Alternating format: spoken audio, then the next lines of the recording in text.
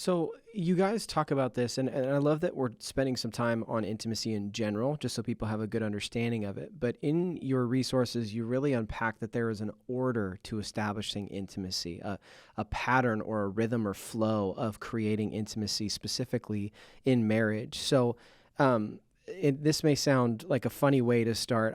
We're not going to start with what the actual order is and should be.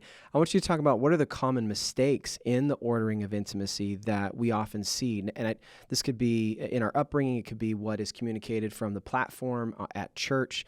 But what is the common assumption in regards to the order of intimacy in marriage? Yeah, I mean, we have this mindset, right? What Phil just mentioned of a hookup culture, And so and I think that's just the new word, but I think it's been around forever, In our days, it was a one night stand. Now it's a hookup culture. But the thing is that we have disconnected because of this cultural narrative of that you can disconnect your body from your spirit and your emotion, that's where we are. We're in a disconnected state, that we can do things that we believe will not affect the other two. Yeah. And we experienced this even in our dating life. I mean, Priscilla and I started good. We really did. We didn't date that long, but I knew she was a missionary's kid, and we didn't kiss till we got engaged. And then we had only a 12-week engagement. So you would say, what can happen in 12 weeks? Well, let me tell you, a lot. Yes. And yes.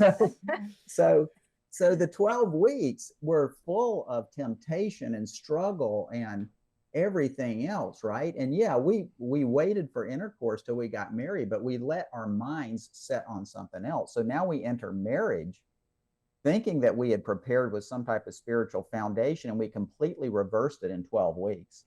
So we enter marriage into a situation where our intimacy now is based on our feelings, our lust, our passions, our desires. And as you know, that stuff will last about 12 or 18 months. And then you've got something else you've got to deal with. You got real life. And I think that happens to many, many, many couples.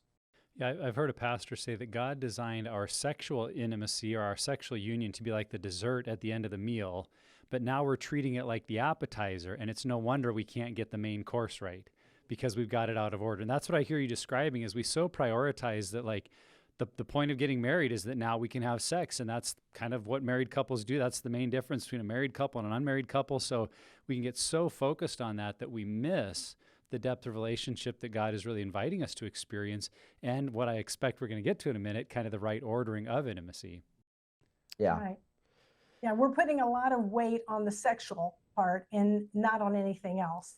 Yeah. And the thing that's going to get us through life is not the sexual. Yeah. It's the spiritual and the emotional. Well, and it leaves a lot of couples feeling kind of disillusioned or even deceived, or like, I saved myself for marriage, then we had sex, and it's not that great. It's not feeling good, or it's not what I thought it would be. And then they wonder, did I marry the right person, or is there something wrong with me? And all these questions, because we've so prioritized sex that if it's not working, then we think the marriage isn't working, versus getting things in right perspective can be a real difference maker. Totally. And I was just sharing this. Our executive team went on a trip together recently, and I was talking about this. We had a dinner, and someone asked the question, like, what has parenting taught you about, like, life and your relationship with the Lord? And one of the things that came to mind was that recently my wife has told me that the way that I treat my kids, especially when she's around, impacts our intimacy. And I would think that it'd actually be the opposite. Like, how we interact is like a starting place of our intimacy, and then, it plays out from there. But what I've been understanding is that there are these other things outside of just my relationship with my wife that impact the intimacy that her and I can have. And so, to put it in the context of our conversation, I am in some way misordering the flow of intimacy. Then I'm assuming that it starts with just my relationship with my wife, when it's like, well, no, that's actually not true. Because if, let's just say, to Nick's point, that if sex is the dessert, well, the appetizer may actually be how I interact with my family on any given day, or that week leading up to maybe a time we were going to initiate sex together. And so for me, it has frustratingly created reality in my life where this is something I have to address and I have to think through this. So you guys didn't know, but this episode I've really been looking forward to because I'm hoping that you minister to me today. Well, it's a great example, and I think part of my own trip into that, Trevor, is me thinking the same thing you were thinking, that, you know, if I can just make this good between Priscilla and me, then there's sex at the end of the day, right? But I think what I've started to understand now is a lot more affects her. And in living with her in an understanding way, 1 Peter 3:7, I've had to learn that it's other stuff. It's her whole day.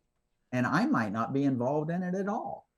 But it's other things that are impacting her that have caused her anxiety or whatever it is. All that stuff will play out in her sexually. Us guys can compartmentalize all this stuff, right? But our wives are much more intricate in that. And I never understood that very well.